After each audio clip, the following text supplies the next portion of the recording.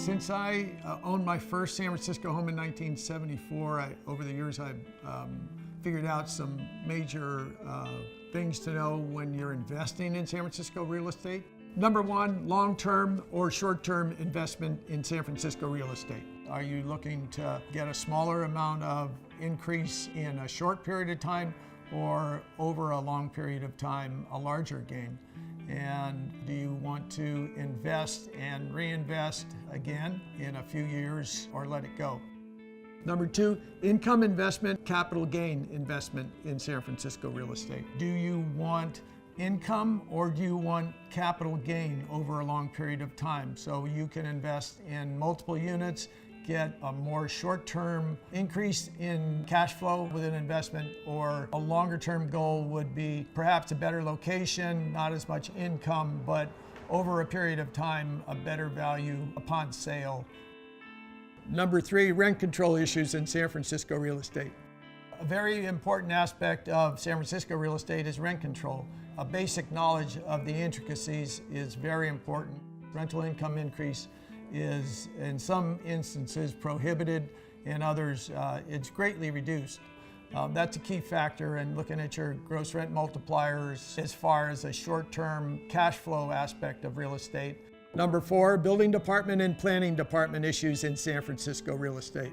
A basic knowledge of the planning department and the building department and the workload that is currently in line in those departments. The planning process can be more complex, and it can take a long time to get approval of neighbors and planners and everybody on board. The building department is much more cut and dry. It takes a shorter time and is much more straightforward than the community planning issues that pop up. The choice of an investment that may not go to planning would give you a shorter term gain. If it goes to planning and you're going to do some work on a property, increase the height or make the envelope bigger, you're definitely looking at an additional year plus.